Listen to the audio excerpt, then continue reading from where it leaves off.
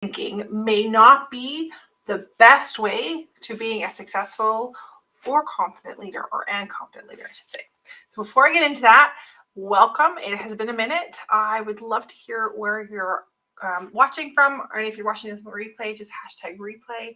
And of course, at any point in time, ask any of the questions that you would want to know with regards to the topic today, which we're going to talk about positive thinking and why that may not be the best way to be a successful and confident leader. So as we get into that, I get you thinking like, what do you mean? Because we have been told for so long that we need to just think positively in order to become successful as a leader and as a person on its own. But I want you to think about this for a second. It is like trying to learn how to swim while you're drowning in the middle of the ocean. Because as you're out in that water, there's so many underwater currents and forces that are at play that even if you were to learn how to do one swimming move to keep you afloat, it would be too little, too late, and you'd end up drowning anyways. So I know this sounds really a little bit more in that sense, but positive thinking is quite a lot the same way. So again, welcome if you've jumped on today. I'm looking at two cameras. We're live on LinkedIn right now, as well as we're all on talking about Instagram. So welcome if you're here.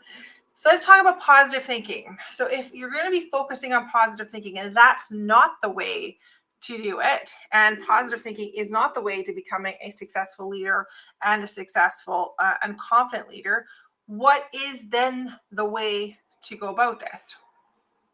So as with all those underwater currents in the middle of the ocean, you also have those same types of underwater currents going in your own mind and that are working your way through your mind in different sorts of automated processes. And what you could think of those is we call them beliefs. So you have these beliefs that are running in your mind that are really automatic, and they are a part of your unconscious mind. So this is all the stuff that's under the water that's going on. And if you're not aware of your belief systems or what things you're believing, then any positive thought is really going to be just kind of, it's nice, but it's like a fluffy cloud on a sunny day. It kind of passes by, but has really no effect.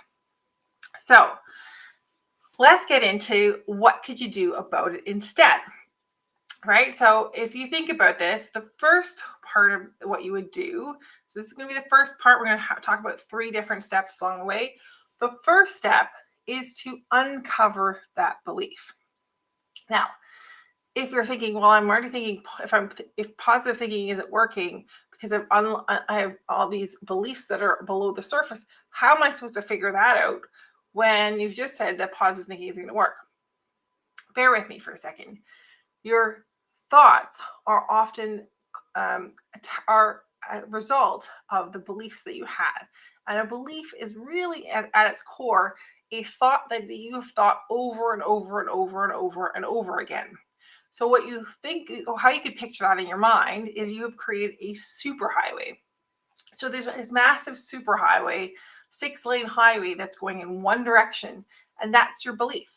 So that belief could be something like, I am a failure, I can't do this. Well, if that's the case, then having that one positive thought that flies over that superhighway, like, let's say, like a bird is flying by, has zero effect on the traffic that's on that super lane highway, right? Still following me? And if you've got questions, drop it below. So when you want to figure out what's happening on that super lane highway, you're going to have to actually, sort of like any person that studies traffic patterns, is going to figure out the traffic. How much traffic is traveling over which highway? Now, in order to do that, is just you could work your way backwards through a process. So you could start thinking about, well, I have this result. I am not happy about that result. Okay, so if you have the result, what do you do next? You look at the action that's been taking place. Well, if your actions led to this result, then what's driving that action? So what are you telling yourself? What are you saying to yourself? What are you hearing? What are you feeling? What are you seeing when you think about that action, right? In other words, what is the thought that you have in that moment?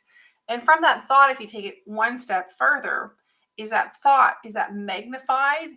Is that going to be the belief? So if you find yourself, for example, you're wanting to take you need to make a big decision at work, or you need to have a really big conversation with a team member. Well, when that team member, something happens with that team member and you don't have that conversation, or you've been avoiding that conversation, you're procrastinating, right? So you're actually having a lack of action at that moment. So the result is something happens again with this team member and you haven't taken that moment, taking up the leadership role in order to have that conversation. So what made you procrastinate? What made you avoid to have that conversation? And then you can, when you take a step back, this could be something like, well, I don't know how to handle that conversation, or I doubt my ability to be effective in that conversation. Am I really confident in what I'm seeing or what this team member is actually doing? Am I correct in this? So you end up with possibly a lot of doubt around your ability to judge the decision correctly, whether your ability to handle the situation, whatever the case may be. But underneath that thought process, then there is a belief that can be underlying. And again, this is a fairly, if you're going to do this on your own, this could be different. But underlying that is definitely a belief of somewhere along the lines of either I'm not good enough, I'm a failure, or I am not able to do this. So in this example, right? So the first step, again, to reiterate, so there's 3 steps we're going to talk about today in terms of how you could change your belief structure, because you need to change your belief structure, because positive thinking on its own is not the best way to being a successful and confident leader. So in order to change that belief structure, so again, step 1, if you're just joining in, we're only on step 1. Step 1 is to uncover that belief. And uncovering that belief is that you looking through your results, looking at the actions from that you took to create that result, looking at the thoughts that you took that created those, that made you take those actions. And then under those thoughts is really drilling down to what are you saying about yourself. So those are generally in the I am statements, is at that very core of that belief. All right, so we've just covered step 1. Step 2, and if you're curious, this is all covered because this is in my Unlocking Your Mind pillar within the Conscious Freedom Method, which I teach and which I coach all of my clients through. This is part of that Unlocking the Mind pillar. So now step 2, we talk about dismantling the belief. Now, you figured out the first step, of course, you've gone through and figured out what is the belief that is holding me back, that's not is not contributing to my results. Well, how do you dismantle that belief?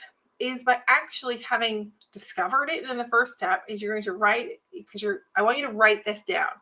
I want you to take it with pen and paper and write it down, because you need to see it with your eyes. You don't want to type it, you want to actually see it. So if you write it down, you're going to have this moment and say, okay, you're going to look at it and ask, is this true? And what about this statement is true?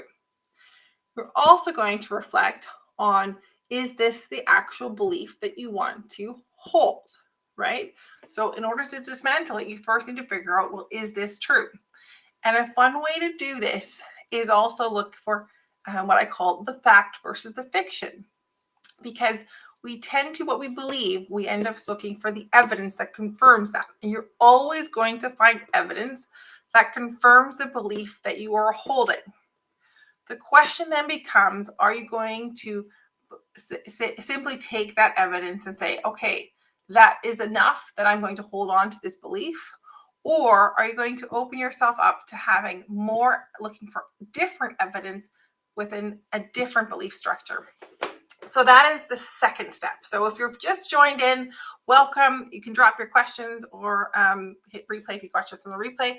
We're talking about why positive thinking may not be the best way to becoming a successful and confident leader. We've gone through the first 2 steps. And what if positive thinking isn't the best way. So again, think of positive thinking like you have got a 6-lane highway in your brain that's running constantly traffic. When you have that, it's like a bird flying over is your positive thought. It has no effect on the traffic that is on that highway. And because it has no effect, that positive thinking isn't going to give you the result of being a successful and confident leader. So when that doesn't work, you need to go deeper. So in order to go deeper, you need to work on the belief structures that are involved in thinking. So again, step 1, uncover the belief. Step 2 is dismantle the belief. And now step 3, for the fun part, that has to do with installing a new belief. So we don't want to just go, oh, right, I didn't like the belief that I had, or believing that I am a failure or I'm not good enough.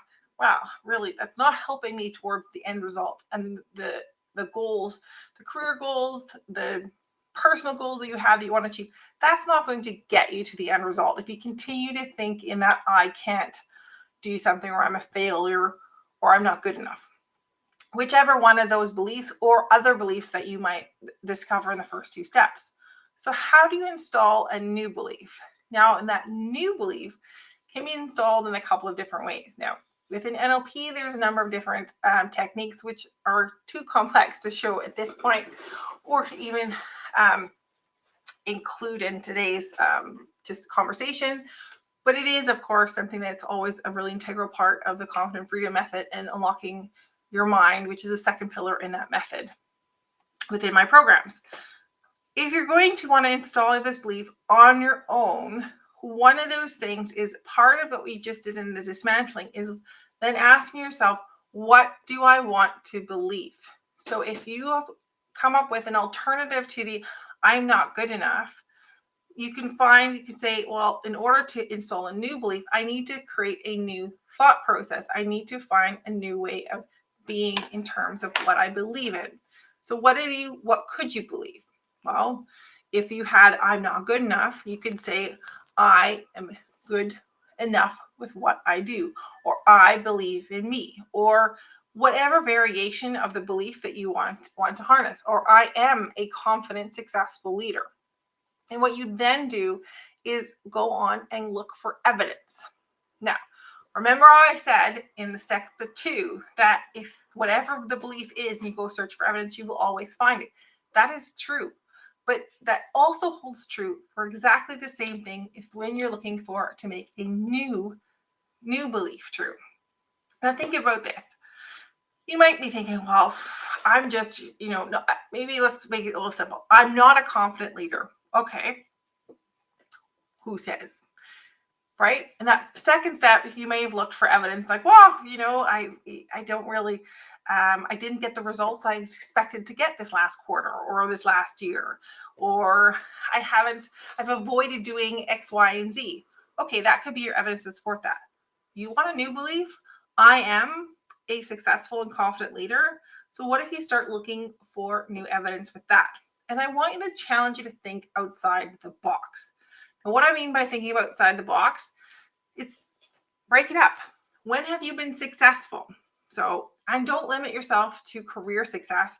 Look, and I'm sure, especially if you're a woman leader, you will have had significant career success to date. So weigh that into the scale of I am successful, I'm good enough, I am confident. What are other situations that you're confident in? Whether that's in a family setting, whether it's in a friend setting, there are different settings and places and roles that you take on throughout your day where you will likely be successful and confident. It's just you haven't pulled them into the situation that you have now. So install that new belief by looking for the evidence and continuously holding that evidence in front of you as soon as you notice that that negative thought is coming in to your being again. All right. So those are the 3 steps. So let's summarize this up. And if you've got any comments or questions, I'd love to hear it from you. And if you're watching this replay, pop it into the comments and I'll get back to you later today or whenever you've watched this.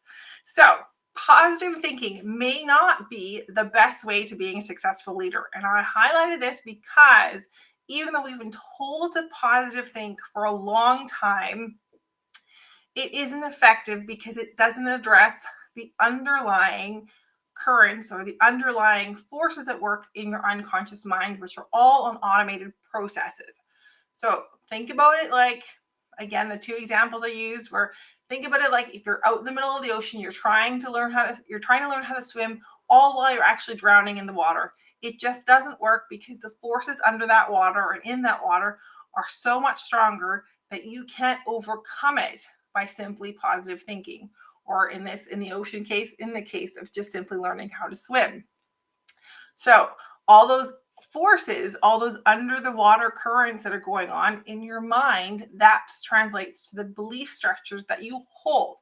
If you're holding a belief that you're not good enough, it doesn't matter how often you're going to say to yourself or think positively about being good enough if you don't address that underlying belief that's holding you back, right? So remember the other example, that is like a six lane super highway and you've got a bird flying on top of it. You do not affect any of the traffic on that highway simply because this thought floats by.